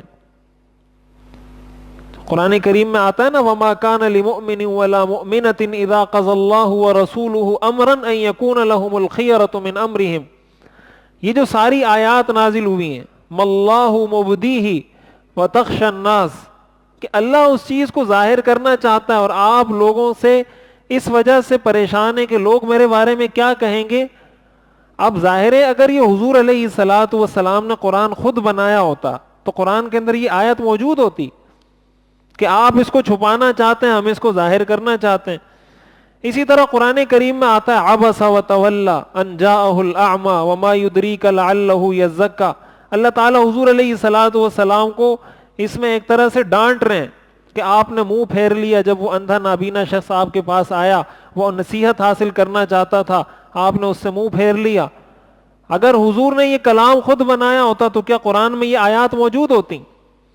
اسی طرح حضور علیہ الصلاۃ والسلام سے بہت سارے مواقع پر بہت کچھ پوچھا گیا، آپ خاموش ہو جاتے تھے، جب سوال ہوتا تھا آپ خاموش ہو جاتے تھے، آپ کہتے تھے مجھے پتہ نہیں۔ اور کبھی ایسا بھی ہوا کہ آپ نے اپنی سوچ سے کوئی طریقہ اختیار کیا کہ یہ کام اس طریقے سے کر لو، بعد میں قرآن کریم کی آیات نازل ہوئی کہ آپ نے جو یہ کام کیا غلط کیا، اس کو یوں نہیں یوں کریں۔ اب یہ ساری چیزیں قرآن کریم میں جو موجود ہیں یہ اس بات کی بڑی واضح دلیل ہیں، اور سب سے بڑھ کر دلیل یہ ہے کہ قرآن کریم کا جو چیلنج تھا وہ اس وقت بھی موجود تھا، آج بھی موجود ہے۔ اگر یہ انسان کا بنایا ہوا کلام ہے، قرآن کہتا ہے فَأْتُوا بِسُورَةٍ مِّن مِّثْلِهِ، تو تم بھی ایک صورت اس طرح کی بنا کے دکھا دو۔ قرآن کریم نے اس وقت بھی یہ چیلنج کیا تھا ان عرب کو، جو عرب اپنی زبان پر بڑا ناز کرتے تھے، اس وقت بھی قرآن نے کہا تھا، آج بھی قرآن کہتا ہے کہ اگر یہ کسی انسان کا کلام ہے تو تم اس کی طرح ایک آیت ایک صورت بنا کے دکھا دو تو ہم تسلیم کر لیں گے کہ قرآن اللہ کا نہیں ہے۔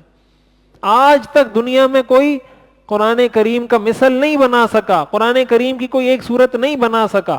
جب نہیں بنا سکا تو یہی اس کی سب سے بڑی دلیل ہے۔ اتنا کھلا چیلنج قرآن نے دیا ہے، جب اتنا کھلا چیلنج دیا ہے اور بار بار دیا، ایک بار بھی نہیں، ایک جگہ آتا ہے ایک آیت لے آؤ، ایک جگہ آتا ہے ایک سورت لے آؤ، ایک جگہ آتا ہے 10 سورتیں لے آؤ، کوئی ایک چیلنج تو کوئی قبول کرتا؟ ان ساری چیزوں کو قبول نہ کرنا اس بات کی دلیل ہے۔ اور آج کے بھی عالم کفر کو قرآن کا یہ چیلنج آج بھی ہے، ایسا نہیں ہے کہ پہلے تھا اور اب نہیں ہے، آج بھی کافروں کو قرآن کا یہ چیلنج ہے کہ اگر یہ قرآن حق نہیں ہے تو تم اس کی طرح ایک صورت بنا کے دکھا دو، اس طرح کی فصاحت، اس طرح کی بلاغت، اس طرح کی جامعیت، اس طرح کی معنویت اس کے اندر موجود ہو، کوئی کلام اس طرح بنا کر دکھاؤ۔ ظاہر ہے فَإِن لَّمْ تَفْعَلُوا وَلَن تَفْعَلُوا، قرآن کہتا ہے تم نے ایسا نہیں کیا، وَلَن تَفْعَلُوا، اور کبھی کر بھی نہیں سکو گے، یہ بھی قرآن نے کہا ہے۔ ان لم تفعلوا ولن تفعلوا، تم نے ایسا نہیں کیا، ولن تفعلوا اور قیامت تک نہیں کر سکتے، جب نہیں کر سکتے فاتقوا النار التي وقودها الناس، تو پھر اس آگ سے ڈرو جس کا ایندھن اللہ انسانوں کو بنائے گا۔ تو یہ قرآن کریم کی حقانیت کی سب سے بڑی دلیل ہے۔ اب دوسری چیز یہاں پر ایک بات یہ کی جاتی ہے، یہ اعتراضات میں اس لیے ذکر کر رہا ہوں کہ ہمیں پتہ ہو، ہم مسلمان ہیں تو ہمیں وحی کے بارے میں ان بنیادی چیزوں کا تو پتہ ہونا چاہیے کہ حضور علیہ الصلاۃ والسلام پر وحی نازل ہوتی تھی، صحابہ موجود ہوتے تھے، تو حضور کو وہ نظر آتے تھے فرشتے، صحابہ کو نظر نہیں آتے تھے۔ تو یہ کیسے ہو سکتا ہے کہ ایک شخص مجلس میں موجود ہو، ایک شخص کو نظر آئے دوسرے شخص کو نظر نہ آئے؟ تو آج کی جو جتنی تحقیقات ہو رہی ہیں نا، وہ ہمارے سارے ان چیزوں کو بڑی آسان سے آسان تر کرتی جا رہی ہیں۔ اب پہلی بات تو یہ ہے، دیکھیں مسلمان کے لیے یہ اعتراضات نہیں ہے، میں لبرل لوگوں کی باتیں کر رہا ہوں، لیکن اس لیے بتا رہا ہوں کہ ہمیں بھی پتہ ہونا چاہیے۔ آج کل کا سب سے بڑا فتنہ یہی لبرلزم ہے، سیکولرزم۔ بات کرتے ہیں کہ ہم بڑے معتدل ہیں اور بڑے جو ہے نا انصاف پسند ہیں، اور حقیقت میں وہ اس انصاف پسند نہیں، وہ صرف اسلام کے دشمن ہوتے ہیں بس، اور ان کا کوئی لینا دینا نہیں ہوتا۔ مسلمان کے لیے تو کافی ہے، جب وہی نازل ہو گئی بات ختم، ان کی بات کر رہا ہوں۔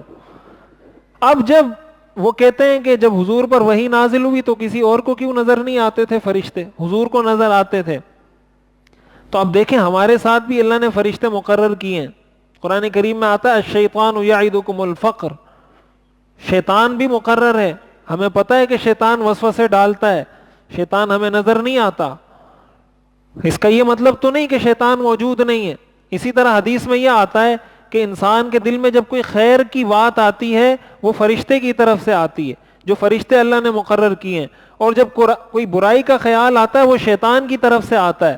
حضرت عبداللہ ابن مسعود کا قول ہے ترمذی شریف میں کہ جب انسان کے دل میں برائی کا خیال آتا ہے وہ شیطان کی طرف سے ہوتا ہے، جب اچھائی کا خیال آتا ہے وہ کسی فرشتے کی طرف سے ہوتا ہے۔ اب جب کسی فرشتے کی طرف سے ہوتا ہے یا کسی شیطان کی طرف سے ہوتا ہے تو ہمیں تو نہ فرشتہ نظر آتا ہے نہ شیطان نظر آتے ہیں، لیکن اس کے باوجود یہ خیالات ہمارے دل میں پیدا ہوتے ہیں۔ تو پہلی بات تو یہ سمجھنی چاہیے کہ کسی چیز کا آپ کو نظر نہ آنا اس بات کی دلیل نہیں ہوتی کہ وہ چیز موجود نہیں ہے۔ آپ کو اگر کوئی چیز نظر نہیں آتی یہ اس بات کی دلیل نہیں ہے کہ وہ چیز موجود نہیں ہے۔ ہمیں اس وقت بہت ساری چیزیں نظر نہیں آ رہی، اس وقت ہمیں بہت ساری چیزیں نظر نہیں آ رہی، لیکن ہم ان کو تسلیم کرتے ہیں۔ اور اس کی مثال یہ ہے، آج کی ایک اصطلاح ہے یا آنکھوں کی ایک بیماری ہوتی ہے جس کو کہا جاتا ہے کلر بلائنڈنس، کہ بعض لوگ کلر کے لحاظ سے اندھے ہوتے ہیں، اور یہ بیماری ہے بڑی مشہور، اس کو کلر ویژن ڈیفیشنسی بھی کہتے ہیں، کہ وہ کلر میں فرق نہیں کر پاتا۔ آپ اس کے سامنے لال رنگ رکھو اور ہرا رنگ رکھو، یا لال اور ہرا دو آپ پارٹ بنا کے رکھو، اس کو فرق پتہ نہیں چلتا کہ کہاں پہ لال ہرے میں مکس ہو رہا ہے۔ یہ بڑی عام، آپ اس کو دیکھیں گے تو آپ کو مل جائے گا۔ اب وہی رنگ آپ ایک شخص کو دکھائیں وہ آپ کو کہے گا یہ لال ہے یہ ہرا ہے، وہی رنگ اس شخص کو دکھائیں جس کو یہ بیماری ہے، اس کو آپ دکھائیں گے وہ کہے گا یہ سارا لال ہے۔ اس کے باقاعدہ ٹیسٹ آتے ہیں، آپ جا کے نیٹ پہ سرچ کریں یوٹیوب پہ تو وہ باقاعدہ ٹیسٹ بتاتے ہیں کہ آپ ٹیسٹ کریں کہ آپ کو یہ بیماری ہے یا نہیں۔ وہ دو رنگ انہوں نے دیے ہوتے ہیں کہ آپ چیک کریں آپ کو دو رنگوں میں فرق نظر آ رہا ہے یا نہیں، اگر نہیں آ رہا ہے اس کا مطلب آپ کو یہ بیماری ہے۔ اب ایک ہی شخص کو وہ رنگ نظر آ رہا ہے کہ یہ لال ہے یہ ہرا ہے، دوسرے شخص کو وہ نظر نہیں آ رہا، وہ کہہ رہا ہے یہ پورا لال ہے۔ اس کا مطلب کیا ہوگا کہ آپ اس بات کا انکار کر دیں گے کہ یہ لال اور ہرا رنگ موجود ہی نہیں ہے؟ ایسا نہیں ہو سکتا۔ آپ یہ کہیں گے کہ یہاں لال رنگ بھی موجود ہے ہرا رنگ بھی موجود ہے، آپ کی نظروں میں مسئلہ ہے، اپنی نظروں کا علاج کروائیں، جب نظروں کا علاج کروا دیں گے تو آپ کو فرق سمجھ میں آ جائے گا۔ تو بھائی حضرت جبریل حضور علیہ الصلاۃ والسلام کو نظر آ رہے ہیں، حضور کی نظر اور ہے، حضور پیغمبر ہیں، صحابہ کو نظر نہیں آ رہے تو صحابہ کی نظریں اور ہیں، صحابہ کی نظریں حضور کی نظروں تک نہیں پہنچ سکتی۔ تو ظاہر ہے جب صحابہ کا مرتبہ حضور سے کم ہے تو ہر چیز میں ہی وہ حضور سے کم ہے، حضور کو نظر آ رہے ہیں صحابہ کو نظر نہیں آ رہے۔ اس لیے کسی چیز کا آپ کو نظر نہ آنا اس بات کی دلیل ہرگز نہیں ہوتی کہ وہ چیز موجود ہی نہیں ہے. ممکن ہے آپ کو کوئی بیماری ہو, آپ کو کوئی ایسا مرض ہو کہ آپ کو نظر نہ آ رہا ہو, اس لیے یہ اعتراض کرنا یا یہ الزام یا اشکال کرنا یہ بھی کسی لحاظ سے ٹھیک نہیں ہے. اور ایک آخری بات میں یہاں یہ عرض کر دوں کہ ایک تو وحی ہوتی ہے جو اللہ تعالیٰ پیغمبروں پر نازل فرماتے ہیں, ایک ہوتا ہے الہام یا کشف جس کو کہا جاتا ہے, اور ایک چیز ہوتی ہے جس کو کہا جاتا ہے فراست. ان چیزوں میں کچھ فرق ہے. وحی تو خاص ہے انبیاء کے ساتھ, ایک دوسری چیز ہوتی ہے جس کو الہام کہا جاتا ہے. الہام کا مطلب یہ ہوتا ہے کہ اللہ تعالیٰ کسی کے دل پہ کوئی بات القاء کر دیتے ہیں, اس کے دل میں کوئی بات ڈال دیتے ہیں, تو جس طرح کی بات اس کے دل میں آئی ہوتی ہے اسی طرح ہو جاتا ہے. اس کی مثال بالکل ایسے جیسے خواب ہوتا ہے کہ انسان کبھی خواب دیکھتا ہے, خواب میں دیکھا اور اگلے دن اس نے دیکھا یا ایک مہینے بعد کہ جو اس نے خواب دیکھا تھا وہ کام اسی طرح ہو گیا. تو جس طرح خواب ہوتا ہے اسی طرح ایک الہام ہوتا ہے. تو الہام عموماً اگر کسی کو ہو جاتا ہے تو اس میں یہ نیک لوگوں کو بھی ہو سکتا ہے اور غلط لوگوں کو بھی ہو سکتا ہے. کسی کو کسی بات کا الہام ہو جانا اس کے بزرگ ہونے کی دلیل نہیں ہوتی. پہلی بات تو یہ یاد رکھیں کہ اگر کسی نے آپ کو کہا یہ کام ایسے ہو جائے گا, وہ کام ایسے ہو گیا, اس کا یہ مطلب نہیں کہ یہ بزرگ ہے. بزرگی کا معیار ہمیشہ یاد رکھیں شریعت پر عمل کرنا ہے. جو شریعت پر عمل کرے گا وہ بزرگ ہے, اگرچہ ساری زندگی میں ایک بھی الہام اس کو نہ ہوا. اور اگر ساری زندگی اس کو الہام ہوتا رہا اور شریعت پر عمل نہیں کرتا, اس میں کوئی شک نہیں ہے کہ یہ آدمی بزرگ ہرگز نہیں ہے. تو پہلی بات تو یہ یاد رکھیں, کبھی ایسا ہوتا ہے الہام کسی پہ کشف ہو جاتا ہے, کسی کو کوئی چیز سمجھ آ جاتی ہے, وہ اللہ تعالیٰ کبھی کسی کو کوئی چیز دکھا دے تو الگ بات ہوتی ہے, اس سے کسی کی بزرگی کا کوئی تعلق نہیں ہوتا. لیکن اس چیز کا انکار کرنا بھی ٹھیک نہیں ہے کہ یہ ایسا نہیں ہوتا, یہ ایسا ہوتا ہے اور یہ ایک حقیقت ہے. اور یہ احادیث سے بھی ثابت ہے, روایات سے بھی ثابت ہے کہ بعض لوگوں کو اللہ تعالیٰ کبھی کبھی کوئی چیز ان پہ ظاہر کر دیتے ہیں, ان کو پتہ چل جاتا ہے, لیکن اس کا یہ مطلب نہیں ہوتا کہ یہ علم غیب جانتا ہے یا اس کو غیب کا علم ہے. جیسے میں نے آپ کو خواب کی مثال دی, خواب میں آپ کو کوئی چیز نظر آ گئی اور حقیقت میں بھی ویسے ہی تھی, اس کا یہ مطلب تو نہیں کہ آپ کو علم غیب ہے. وہ ایک چیز اللہ نے خواب میں دکھا دی, اسی طرح اللہ کبھی الہام میں بھی دکھا دیتا ہے. اسی طرح ایک چیز ہوتی ہے, اور الہام کے بارے میں ایک چیز یہ بھی یاد رکھیں کہ الہام شریعت میں حجت نہیں ہے, دلیل نہیں بن سکتی. مثال کے طور پر کسی کو یہ الہام ہو جائے کہ بھائی تم کو ساری نمازیں معاف ہیں. ہم جیسے ہمارے بعض لوگ کہتے ہیں نا ہم مدینہ میں نماز پڑھتے ہیں, ان کو کہو نماز پڑھو, کہتے ہیں نماز ہم مدینہ میں پڑھتے ہیں.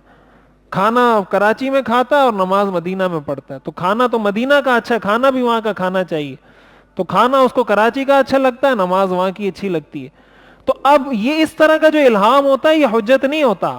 ایک بزرگ کے بارے میں آتا ہے کہ ان کو شیطان نے اس طرح کا القاء کیا, شیطان نے اثر انداز ہو کے کہا کہ تم نے ساری زندگی اتنی عبادتیں کی ہیں, اتنی عبادتیں کی ہیں کہ اب تمہیں عبادت کی ضرورت ہی نہیں ہے, اور ساری نمازیں سب کچھ اللہ نے تمہیں معاف کر دیا, اب تم جو کرو تمہاری مرضی. تو ان بزرگ کو فوراً پتہ چلا کہ یہ تو شیطان ہی ہے, تو انہوں نے فوراً اس کو دھتکارا کہ یہاں سے دفع ہو جا, خواہ مخواہ مجھے گمراہ کر رہا ہے. تو اس پر شیطان نے کہا کہ آج تیرے علم نے تجھے بچا لیا. تو اس بزرگ نے دوبارہ کہا کہ دفع ہو جا, میرے علم نے نہیں اللہ نے مجھے بچایا ہے. تو اس پر وہ شیطان وہاں سے گیا. اب یہاں پر دیکھیں علماء نے لکھا ہے شیطان نے ان پر 2 حملے کیے. پہلا حملہ تو یہ کیا کہ تم اتنے بڑے بزرگ بن گئے ہو کہ تمہیں ضرورت ہی نہیں, اس حملے سے وہ بچ گئے. دوسرا حملہ یہ کیا کہ تم بچے اپنے علم کی وجہ سے, تو انہوں نے کہا نہیں میں اپنے علم کی وجہ سے نہیں, اللہ کے فضل سے بچاؤں. اب یہ دونوں حملے بڑے خطرناک ہیں. تو کوئی بھی الہام, کوئی بھی خواب حجت نہیں ہے. شریعت نے جس چیز کو حلال کر دیا وہ حلال ہے, جس چیز کو حرام کر دیا وہ حرام ہے. تو الہام یا خواب یا کشف, کوئی بھی چیز شریعت کے کسی حکم کو ساقط نہیں کر سکتی. ہاں کسی کو یہ الہام ہوا ہے کہ بھئی تم نمازیں زیادہ پڑھو تو اچھی بات ہے پڑھے, لیکن کسی کو یہ الہام ہوا ہے کہ نماز نہیں پڑھو, اس کا مطلب یہ شیطان کی طرف سے. تو کوئی بھی خواب, ہمارے لیے جو حجت ہے وہ قرآن اور حدیث ہے. جو اس میں حلال وہ حلال، جو حرام وہ حرام، جو فرض وہ فرض، جو ناجائز وہ ناجائز.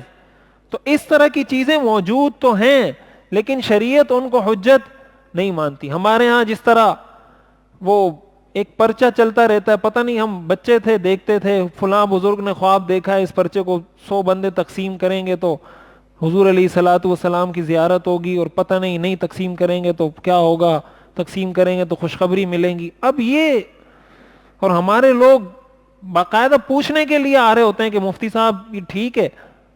یعنی یہ کامن سینس کی بات ہے یار، اس نے خواب دیکھا آپ اس کو تقسیم کرو گے. اللہ تعالیٰ نے خوشی اس کاغذ میں رکھی ہے، نماز پڑھو نہ پڑھو تمہیں خوشی ملے گی، اپنے والدین کی بات مانو نہ مانو اس کی 10 فوٹو کاپیاں کروا لو خوشی مل جائے گی آپ کو. یہ جیسے کوئی پوسٹ آتی ہے اس کو شیئر کرو، 10 بندوں تک پہنچاؤ گے تو پتہ نہیں یہ ہو جائے گا، اور 20 تک پہنچاؤ گے تو یہ ہو جائے گا. اگر دل میں عشق رسول ہے تو اس کو آگے ضرور شیئر کرو، نہیں کرو گے تو شیطان روکے گا. تو عشق کا تعلق اس چیز سے نہیں ہے کہ پوسٹ کو شیئر کرنا ہے یا نہیں کرنا. عشق کا تعلق اس سے کہ حضور کی سنتوں پہ عمل کیا یا نہیں کیا. اگر پوسٹ شیئر نہیں کی کچھ بھی نہیں ہوگا. حضور کی سنتوں پر اگر عمل کرتے ہیں، اور اگر حضور کی سنتوں پہ عمل نہیں کرتے ساری زندگی پوسٹیں شیئر کرتے رہیں کوئی فائدہ بھی نہیں ہوگا. یہ بات اچھے طریقے سے یاد رکھنی چاہیے کہ ان چیزوں کی افادیت اپنی جگہ پر ہے، ان کا ایک حقیقت ہونا اپنی جگہ پر ہے، لیکن شریعت میں یہ چیزیں حجت نہیں ہوتی. شریعت میں حجت قرآن اور حدیث ہے. جو چیز قرآن اور حدیث سے ثابت ہے وہ ٹھیک ہے، جو ثابت نہیں، آپ کو جتنے الہامات ہوتے رہیں، جتنے کشف ہوتے رہیں، شریعت اس کو معتبر نہیں مانتی. یہاں تک کہ علماء نے لکھا ہے، حدیث شریف میں آتا ہے کہ حضور علیہ الصلوۃ والسلام نے فرمایا جس نے خواب میں مجھے دیکھا اس نے مجھے دیکھا، اس لیے کہ شیطان میری صورت میں نہیں آ سکتا. تو علماء نے یہ بھی لکھا ہے کہ اگر کسی شخص نے حضور علیہ الصلوۃ والسلام کو خواب میں دیکھا اور خواب میں اس کو یوں محسوس ہو رہا ہے کہ اس کو کسی گناہ کا حکم دیا گیا ہے، مثال کے طور پر اس کو یہ حکم دیا گیا کہ نماز نہیں پڑھو، تو اس کا مطلب بھی یہ ہوگا کہ اس کو زیارت تو حضور علیہ الصلوۃ والسلام کی ہوئی ہے، لیکن اس کے دل میں یہ جو خیالات آئے ہیں یہ اس کے اپنے گناہوں کی نحوست کی وجہ سے آئے ہیں. اس لیے کہ حضور کبھی کسی کو یہ نہیں کہہ سکتے کہ نماز نہیں پڑھو. تو حضور کا خواب میں آنا تو حق ہے کہ حضور ہی خواب میں آئے ہیں، لیکن یہ جو آپ کے تصور میں آیا کہ آپ کو کسی غلط کام کا حکم دیا گیا ہے، اس کا مطلب یہ آپ کے گناہوں کی نحوست ہے. تو خلاصہ کلام یہ ہے کہ اس طرح کی جو چیزیں ہوتی ہیں وہ شریعت میں حجت ایک حقیقت ہے. کسی کو اس سے کوئی اچھی بات معلوم ہو گئی تو اچھی بات ہے، معلوم نہ ہوئی تو اس میں کوئی حرج کی بات نہیں. ایک چیز ہوتی ہے فراست. فراست کا مطلب یہ ہوتا ہے کہ انسان کا مشاہدہ اچھا ہوتا ہے، وہ حالات کو جانتا ہے، وہ ایک چیز سے دوسرا نتیجہ نکال سکتا ہے. جیسے تجربہ کار لوگ ہوتے ہیں، حدیث شریف میں آتا ہے اتقوا فراست المؤمن فإنه ينظر بنور اللہ، کہ مومن کی فراست سے ڈرو اس لیے کہ وہ اللہ کے نور سے ڈرتا ہے، اللہ کے نور سے دیکھتا ہے. تو اللہ تعالیٰ جب انسان شریعت پر عمل کرتا ہے تو اللہ تعالیٰ ایک مومن کو وہ راہ سجھاتے ہیں، اس کی نظروں میں ایسی دور اندیشی رکھ دیتے ہیں کہ وہ جب بات آج کر رہا ہوتا ہے تو وہ 20 سال بعد 30 سال بعد وہ نتیجہ ظاہر ہو رہا ہوتا ہے. اور یہ کوئی علم غیب نہیں ہوتا، یہ ہوتا ہے تجربہ، مشاہدہ، اللہ سے تعلق، جس کو کہا جاتا ہے علم لدنی. اللہ تعالیٰ اپنی طرف سے انسان کو پھر علم عطا فرماتے ہیں. تو یہ بھی اس کی ایک صورت ہے. اور حدیث شریف میں آتا ہے کہ حضور علیہ الصلوۃ والسلام نے ارشاد فرمایا حضرت عمر کے بارے میں، لقد كان في من قبلكم من الامم محدثون فإن يك في امتي احد فإنه عمر، کہ تم سے پہلی امتوں میں ایسے لوگ تھے جن کو اس طریقے سے الہام ہوا کرتے تھے جو نبوت تک پہنچ جاتے تھے. فإن يك في احد من امتي، اگر میری امت میں کوئی ایسا شخص ہوتا فإنه عمر، تو وہ عمر ہوتا. لیکن حضرت عمر رضی اللہ تعالیٰ عنہ کو بھی اس مرتبے تک نہیں پہنچایا گیا. الہام کے مرتبے تک تو پہنچایا گیا لیکن نبوت اور رسالت کے مرتبے تک نہیں پہنچایا گیا. تو یہ ساری وہ چیزیں ہیں وہی کی جو آج ہم نے عرض کی. اگر میں خلاصہ عرض کروں تو خلاصہ یہ ہے کہ حضور علیہ الصلوۃ والسلام پر یہ وحی نازل ہوئی. حضرت خدیجہ نے حضور علیہ الصلوۃ والسلام کو تسلی دی، اور تسلی دیتے وقت کچھ حضور کی کوالٹیز ذکر کی، خوبیاں ذکر کی. ہماری ذمہ داری یہ ہے کہ ہم اپنی زندگی میں یہ کوشش کریں کہ ان خوبیوں کو اپنانے کی کوشش کریں. اور دوسری بات جو آج میں نے عرض کی اس کا خلاصہ یہی ہے کہ وہی پر یا قرآن کریم پر سیکولر لوگوں کی جانب سے یا لبرل لوگوں کی جانب سے جو اعتراضات ہوتے ہیں وہ بالکل غلط ہیں، اس کی کوئی حقیقت نہیں ہے۔ اللہ تعالی ہمیں سمجھنے اور عمل کرنے کی توفیق عطا فرمائے۔ وآخر دعوانا ان الحمد للہ رب العالمین۔ الحمد للہ رب العالمین والصلاة والسلام علی رسولہ محمد وآلہ واصحابہ اجمعین۔ ربنا آتنا فی الدنیا حسنہ وفی الآخرة حسنہ وقنا عذاب النار۔ یا حی یا قیوم برحمتک نستغیث اصلح لنا شأننا کلہ ولا تکلنا الی انفسنا طرفۃ عین۔ وصلی اللہ تعالی علی خیر خلقہ محمد وآلہ واصحابہ اجمعین، آمین برحمتک یا ارحم الراحمین۔